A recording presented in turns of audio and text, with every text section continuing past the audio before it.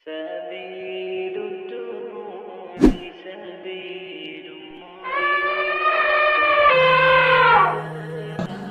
के झुंड परिंदे छोड़ दिए जो उन पर खंगर की पथरियां फेंकते थे, तो उसने उनको ऐसा कर दिया जैसे खाया हुआ भूस।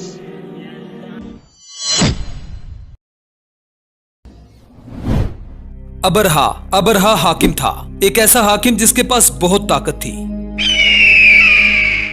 जब इसने काबा पर हमला किया तो अल्लाह ने छोटे छोटे परिंदों से इसके लश्कर को नेस्तो नबूद कर दिया।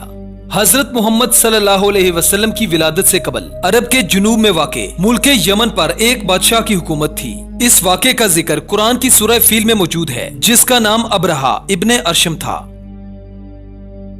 अबरहा एक नसरानी था जो किसी जमाने में हबशा के बादशाह नजाशी का कमांडर रह चुका था। अबरहा देखता है कि हर साल उसके लोग मक्का की तरफ जाते हैं। वो इन लोगों से पूछता कि तुम कहाँ जा रहे हो। लोग कहते कि हम हज करने के लिए जा रहे हैं। अबरहा ने पूछा कि आखिर ऐसा वहाँ पर क्या है जिसकी वजह से लोग दीवानावार वहाँ पर भाग रहे हैं। तो लोगों ने कहा कि वहाँ पर अल्लाह का घर है। ये सुनकर अबरहा को बहुत गुस्सा आया, तो उसने कहा कि मैं तुम्हारे लिए एक ऐसा घर बनाऊंगा जो काबा से भी ज्यादा खूबसूरत होगा। तुम लोग काबा के बजाय यहाँ पर हज करोगे।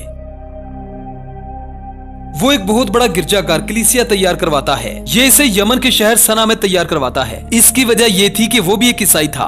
कलीसिया तैयार होने के बाद ये ईसाइयों का सबसे बड़ा गिरजाघर बन गया। अबरहा चाहता था कि वहाँ पर लोगों का मेला लग जाए और लोग काबा की तरफ जाना छोड़ दें। अगले साल फिर से लोग जब हज के लिए काबा जाते हैं तो वो ये सब कुछ देखकर शदीद गुस्सा हुआ। गुस्से में आकर उसने ये कसम खाई कि मैं इस घर को नेस्तो नाबूद कर दूंगा, जिसके बाद मजबूरन लोगों को मेरे घर में आना पड़ेगा। इसने कहा कि मेरे पास बहुत बड़ा लश्कर है जिसमें बड़े बड़े कद के हाथी हैं। मैं अपनी पूरी फौज को लेकर काबा पर हमला करूंगा। चुनाचे उसने ऐसा ही किया और अपनी फौज को लेकर मक्का मुकरमा की तरफ चल पड़ा। इसका लश्कर बहुत बड़ा था जिसमें हाथियों को भी जंगी महारत सिखाई गई थी। अबरहा जैसे ही ताइफ के करीब पहुंचा तो वो अपना कासिद अहले मक्का के सरदार के पास भेजता है, जो कहता है कि मक्का के सरदार से कहो कि हम लड़ना नहीं चाहते, बस चुपचाप काबा गिराएंगे और किसी को नुकसान पहुंचाए बगैर वापस आ जाएंगे। नबी करीम सल्लल्लाहु अलैहि वसल्लम के दादा अब्दुल मुत्तलिब, जो कि खाना काबा के मुतवल्ली होने के साथ साथ अहले मक्का के सरदार भी थे, जैसे ही ये खबर उनके पास पहुंचती है तो अब्दुल मुत्तलिब फरमाने लगे कि अच्छा उनको आने दो। अबरहा जैसे ही मक्का मुकरमा पहुंचा तो उसने अहले मक्का के माल मवेशियों पर कब्जा कर लिया, जिसमें 200 से भी ज्यादा ऊंट और बेड़े थी। अबरहा काबा के करीब एक मुकाम पर आकर रुकता है। हजरत अब्दुल मुत्तलिब अबरहा के एक आदमी के साथ अबरहा से मुलाकात के लिए रवाना हो जाते हैं। हजरत अब्दुल मुत्तलिब की शख्सियत रोबदार और दबदबे वाली थी। वो जैसे ही अबरहा के पास पहुंचे तो अबरहा उन्हें देखते ही मुतासिर हो गया और ना चाहते हुए भी उनकी ताज़ीम में खड़ा हो गया।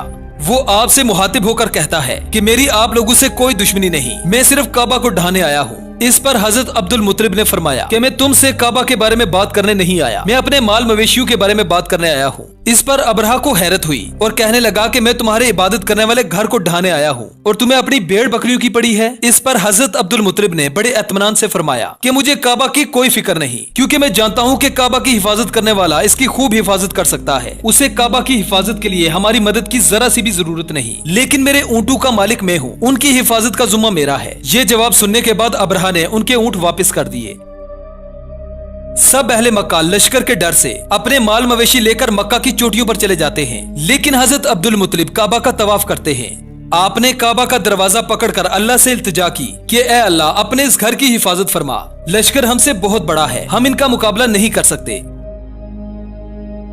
इसके बाद अबरहा काबा की तरफ बढ़ता है। जैसे ही हाथी काबा के करीब पहुंचते हैं तो अबरहा का हाथी रुक जाता है। वो आगे बढ़ने से इनकार कर देता है। हाथी को जबरदस्ती आगे धकेलने की कोशिश की जाती है, उसे मारा पीटा जाता है, लेकिन वो एक कदम भी आगे नहीं बढ़ता। ऐसे लग रहा था जैसे उसे कोई चीज रोक रही है जो इनके तमाम लश्कर से बड़ी और ताकतवर थी।